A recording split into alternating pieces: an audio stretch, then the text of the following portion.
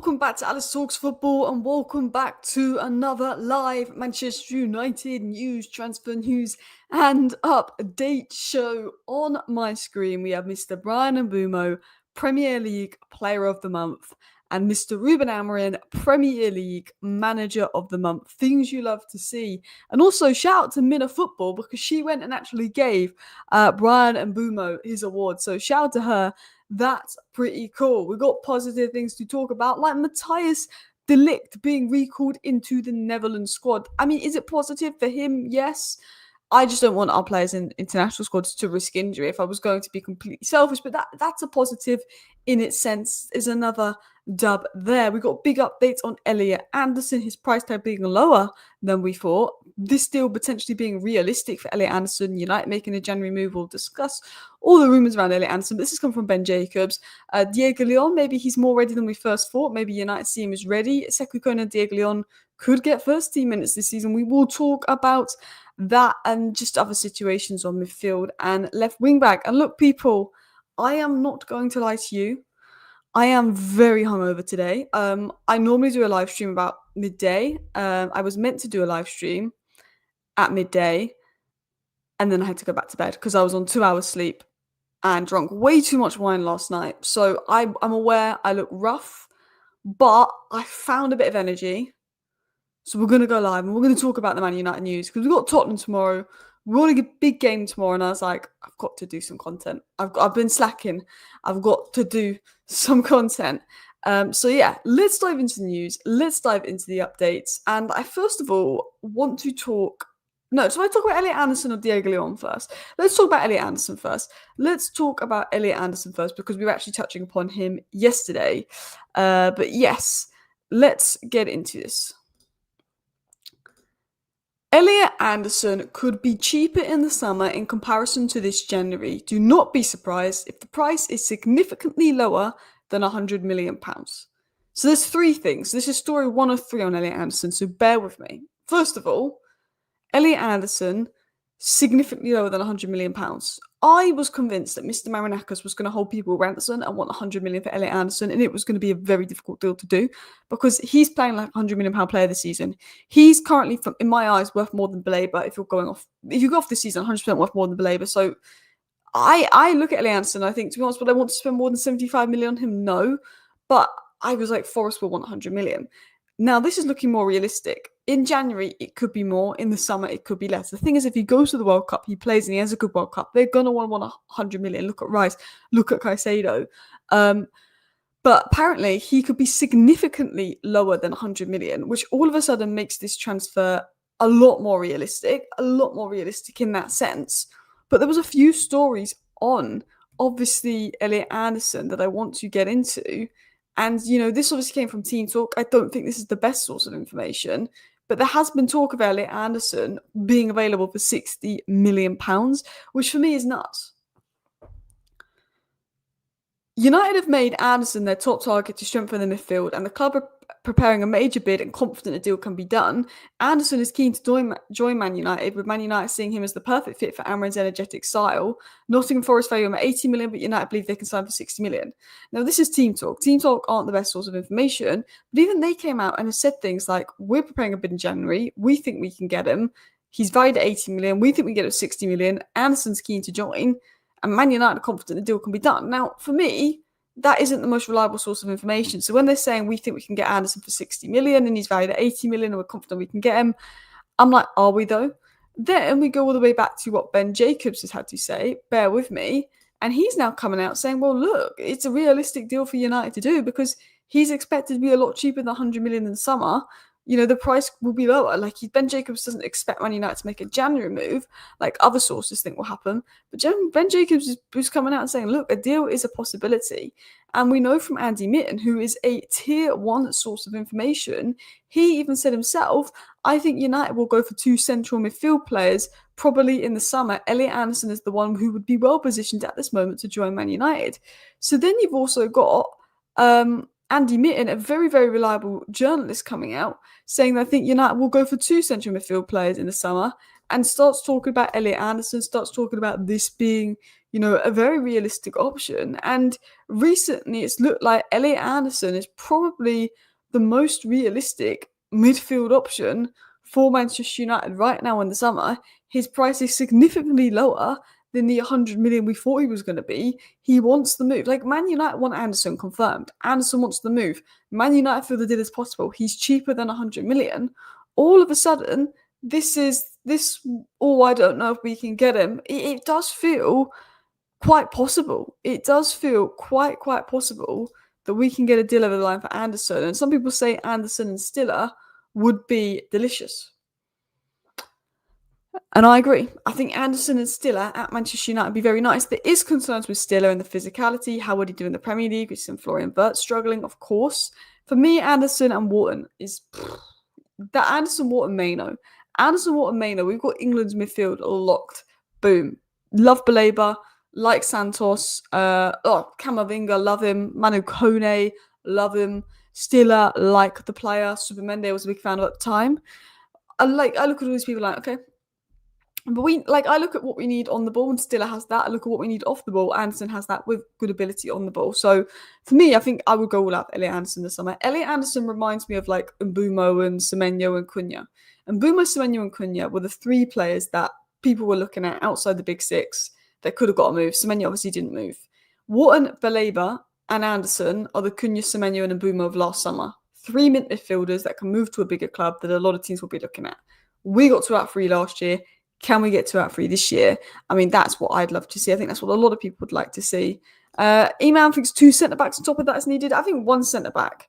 For me, Anderson and Wharton would be mint. And bringing Mark Gay on a free. Now, I would take that. Semenyo left wing back. And that is a good window for me. But I don't know how realistic that is. But that would be a very nice window for me. Ray says Ben Jacobs is not really saying anything. He could be cheaper or he could not be cheaper. Jacobs waffling, says Ray. I mean, I don't think Ben Jacobs is waffling. I think Ben Jacobs is just saying, look, in the summer, he's probably going to be cheaper. And he's probably not going to be this 100 million that people think he's going to be. So I don't know if that's waffle, like, unless he's just making it up. But that's Ben Jacobs saying, like, his price will be significantly lower than I think what people are expecting it to be. And it's suggesting that it would be a realistic price, which I think is good stuff to hear. Anderson seems very complete centre mid on both sides of the ball. Exactly. That's what I like about Elliot Anderson. He seems very complete. He seems very solid on both sides of the ball. And that is exactly what we need. And he seems to be a lot cheaper than we thought, which is good. But I want to talk about Diego Leon. I want to talk about the left wing back situation. I want to talk about everything involving that. But I do agree. I think we're sorted at centre back. Yeah, maybe one more with Maguire going, and if we get European football, the depth. But Mazraoui can play centre back. Luke Shaw can play centre back, and he is going to stay another year, whether people like it or not. There's United are not going to cash in on him when they won't be getting much money. So yeah, I think Upamecano is overrated, but I like Schlotterbeck, and I like Gay. I like Hincapie, but he obviously went to Arsenal, which is a shame. I do like Van Heck of Brighton. I'm not gonna. I think Van Heck is an underrated shout of Brighton, particularly with Leach's injuries. But Gay would be a bargain, wouldn't it? It would be a bargain. So let's talk about a few other things that Ben Jacobs said on the United Stand YouTube channel today. He went on the YouTube channel, so make sure to check out their full video, and he spoke about Diego Leon. And he said that Diego Leon is doing excellent in training. He is the type of talent that Man United feel could become ready very quickly for the Premier League, similar to Mascara at Arsenal. So Mascara's Saliba's backup. Diego Leon is Dorgu Delo's backup. I don't think Diego Leon is where Mascara is at. Mascara had a lot of Spanish football under his name. Diego Leon has not got the level of football that Mascara's got under his name. I think Diego Leon was a couple of years behind. But apparently Man United think that Diego Leon is someone that could push, maybe even this season. You know, they obviously wanted to get his fitness up, play more with the under-21s. He's been very good with the under-21s. He scored a really good solo goal against Spurs for the under-21s the other day, where he literally took the ball and ran around loads of players. You know, like Mickey, not quite as good as Mickey van der Ven's goal versus Copenhagen, but Diego Leon scored a goal where he ran the length of the pitch for the under-21s and as a left-back. So he scored a phenomenal goal the other day. He's an absolute powerhouse. He showed glimpses in pre-season. I don't think Diego Leon comes in and solves our left wing back issue. I think if you think that Diego Leon and Sekou Kone are going to come in and solve our centre mid and left wing back issue, you're quite silly because these guys are literally kids. But I think right now, if Dalot is playing as bad as Dalot's been playing lately, if Dorgu's just needs to kick up the arse, what have we got to lose in giving Diego Leon half an hour off the bench? You know, Harry Amas got a little bit of minutes last time and he showed what he can do. Obviously, he had good moments, bad moments. But I'm like, what have we got to lose by, you know, chucking Diego Leon on? I think he'd be a good guy to chuck on and give some minutes to. I'm still all for, and I was on the United View yesterday with Dylan. We do the What the Devil podcast there. I'm on it, I think, every other week at the moment. And we were literally talking about Luke Shaw, and we were saying, do you know what? He had a run at, it was a game last season, and he just, for the last 15 minutes of the game, I think he was just moved to left wing back, and I can't remember what game it was. Someone might have to remind me in the comments, and he looked quite good. I'd love to just see Luke Shaw given a go at left wing back. I think with Leach coming back from injury, with Aiden Heaven being there, I think the reason we haven't seen it is because Mazraoui's not stayed fit, and if Mazraoui goes right centre back, Euro goes left centre back. We can play De Ligt, Maguire, Euro back three. We've got Mazraoui, Leach, and Heaven. I think it's time to try Shaw at left wing back. Does Shaw have the legs for left wing back? We don't know. We don't know if Shaw has the legs for left wing back. We honestly don't know that. But I want to see it. Could he do it for 90? Could he get injured again? Maybe. I think the conditioning and the injury issue is a lot better. Amran spoke about that in his press conference. Obviously, one game a week helps. But Luke Shaw was bombing by at left wing back at times. And this is World Cup year coming up. Luke Shaw, when there's a World Cup year coming up, all of a sudden turns into Shawberto Carlos when it comes to, I want to get into the England squad for the World Cup. He might not have the legs for left wing back, Luke Shaw. He might play left wing back and he gets injured and he pulls his leg. But I think he's had enough minutes in him to just give it a go. Just give it a go. Because for me, I would rather see Shaw given half an hour at left wing back than Dalot at this point in time. The problem is, does he have the legs for it? Is it an injury waiting to happen? I mean, Eman says he needs to be dropped. I don't think he's done anything to be dropped, but I don't think he's better than Leacher. I think Aiden Heaven is the future, and I think Yoro Mazraoui can play that role. And I would say, well, I would move him to left wing back because I think the other players that I've named are eventually going to be better options in the left centre back role. But there was a 20-minute camp against Bournemouth away where Shaw as left wing back played good. Thank you. That was the game. I'm pretty sure we played crap in Bournemouth away. Man United versus Bournemouth 2025. I feel like we were bad in that game. Were we bad? We beat Bournemouth in pre-season. Oh, Bournemouth away was 1-1. That was a game we didn't lose. That was the game we didn't lose last season. Semenyo scored. Yeah, Højlund scored really late, didn't he? Højlund scored so late and rescued a point. Evan Nielsen got sent off. I remember this game now. And Luke Shaw had a little bit of a cameo at left wing back because he took Maguire and Dorgu off for Lindelof. And I think Lindelof went into centre back and Luke Shaw became left back because when he took Dorgu off, I'm pretty sure he put on like Ericsson. I was just looking at the game though. Look at like, obviously we're better this season. I want to show you something. But like, we're obviously better this season, but look how much better our team is. So this is Bournemouth, the back end of last season. So this is our team against Bournemouth, okay? First of all, I like Maino and Casemiro pivot. That was fine. I don't know why they've got Luke Shaw at right centre back. He did play left centre back, and Euro play right centre back. Who knows? First of all, we've got Lamons in for Onana. We've got De Ligt, who the form that De Ligt is in this season is nuts. So we've got a really good informed De Ligt who's in great form. There's a reason like 60,000 Bayern Munich fans signed a petition to keep De Ligt. You know, Ahmad is better than Mazraoui at wing back. Mazraoui is a mint player, but not a wing back. Ahmad's a big upgrade on Mazraoui at wing back. Bumo's a huge upgrade on Garnacho there. Sesko is an upgrade on Højlund, who I know scored that game. The Ligt with the form he's in, and Lamont. But do you know what's mad? Is I look at the bench. Our bench, we were bringing Lindelof off the bench.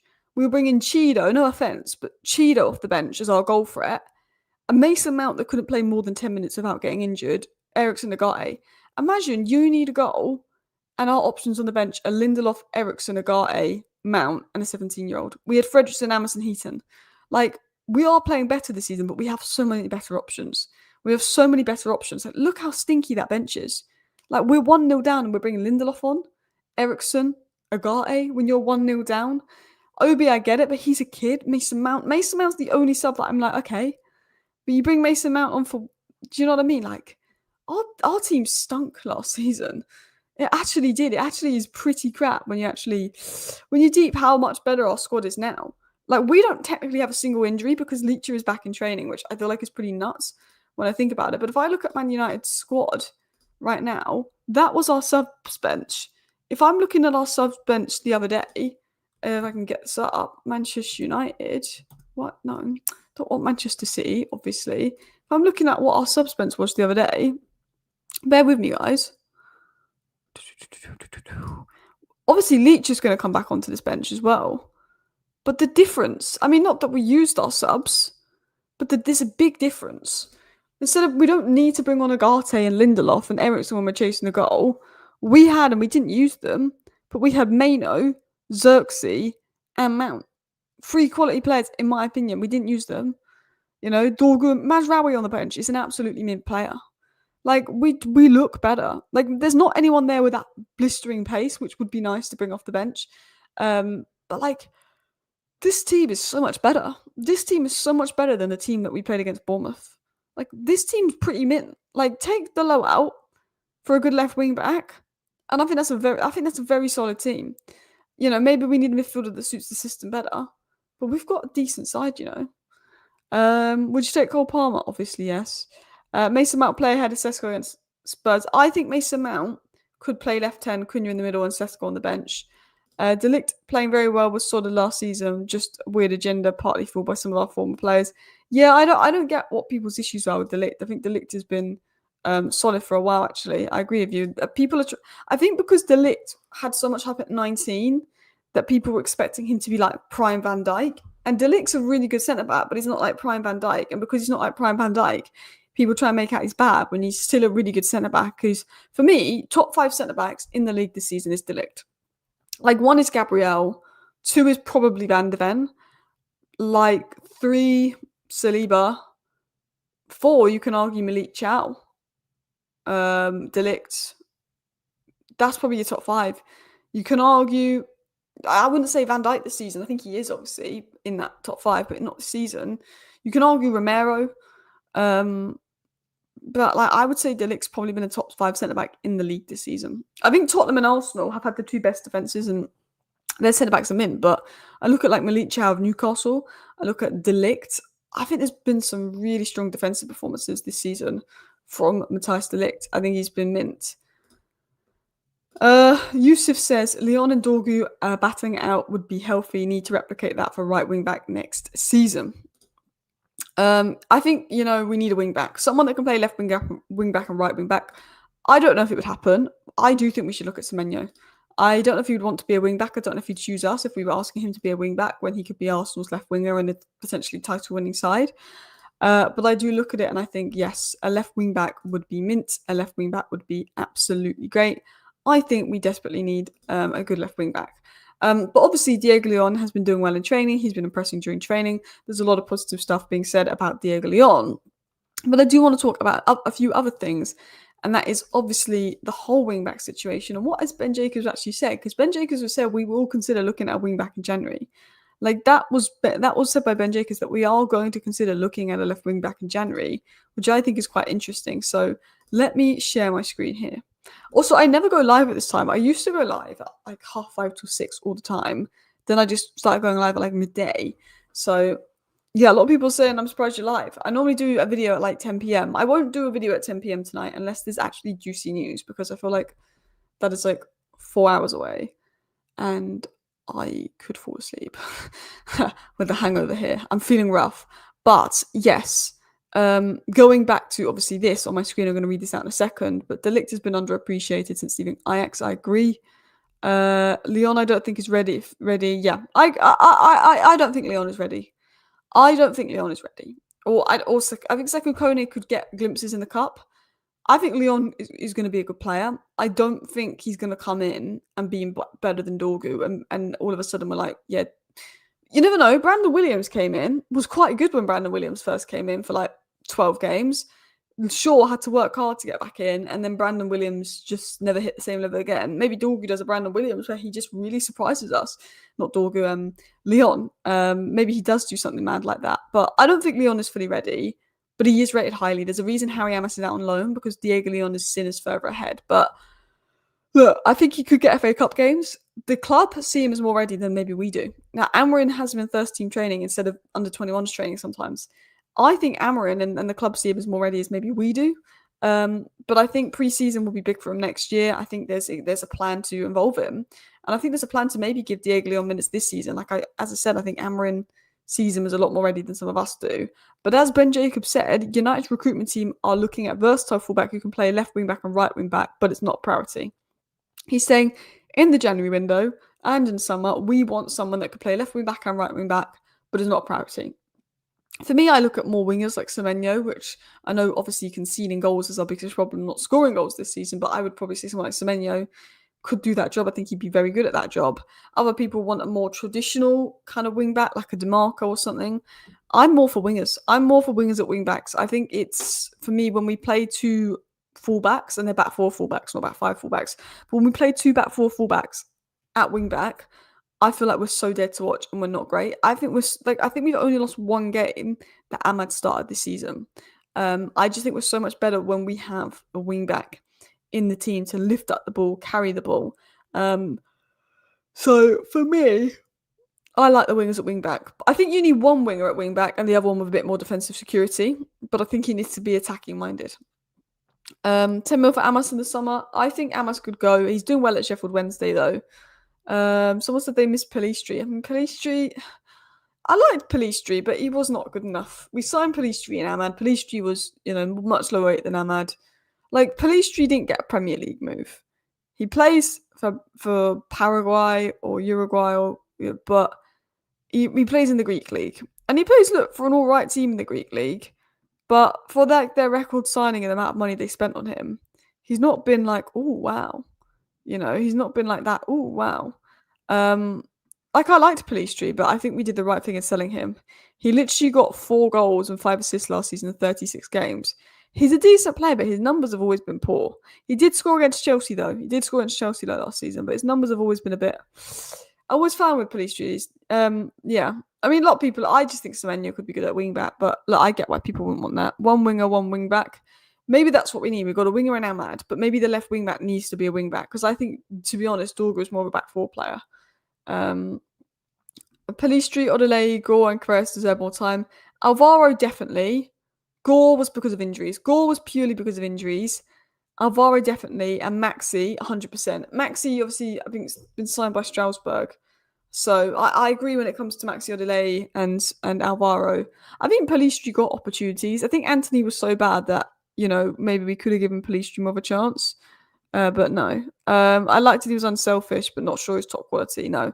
I don't think he's Man United quality, but I think he was a player that we'd have taken over Anthony and Sancho. Alvaro was just baffling considering we were playing Amrabat at left back. And we played Lindelof at left back as well. Lindelof at left back was horrific. At least Amrabat, we could sometimes invert him into the midfield. Lindelof at left back was one of the worst things I think I've seen as a Manchester United fan. Oh, like when you have Alvaro, sorry mate, you go to Benfica for about 3 million quid.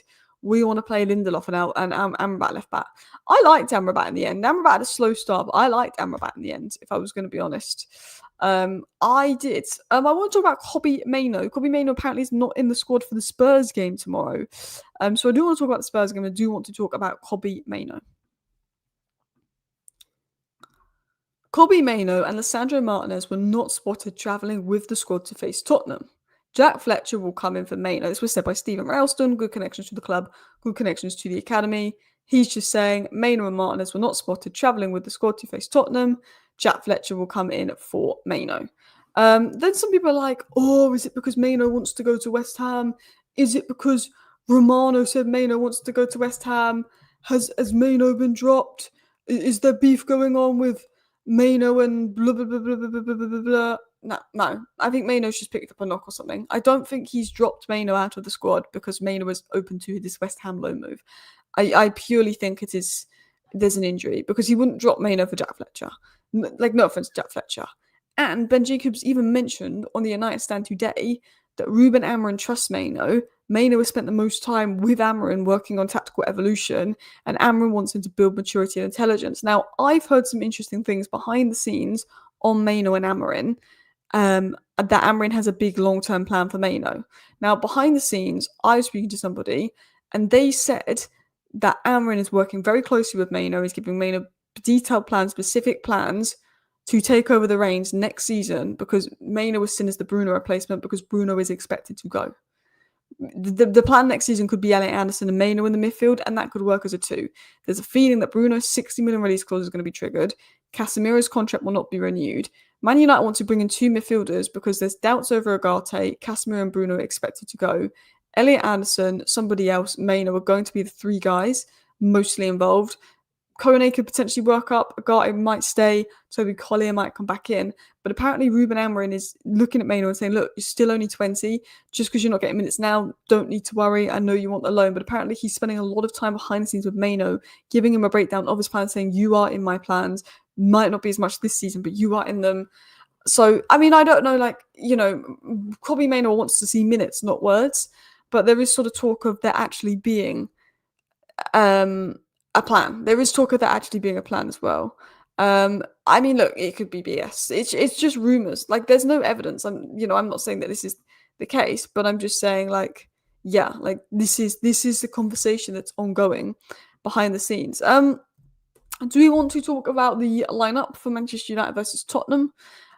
We could talk about that. I think, to be honest, I think we might have the same lineup as the Liverpool game for the Tottenham game. I think Sesko's going to come out. I don't know. Maybe Euro comes out just because Spurs are good at set pieces, and maybe I don't know. I think we either have the same lineup as the Liverpool game, or Euro comes in for Maguire because Euro played last game. Maguire's been injured. I think we might see this lineup, or we see De Ligt central centre back and Euro right centre back. I think it will be that. I'd like to see Dorgo over Dallo, but he's not going to drop his cousin. That's what I think. Maino needs more minutes. Even Young could be development. Yeah, I agree. Coney will be ahead of Maino next season. I don't think so. Tuno Spurs. I hate Spurs.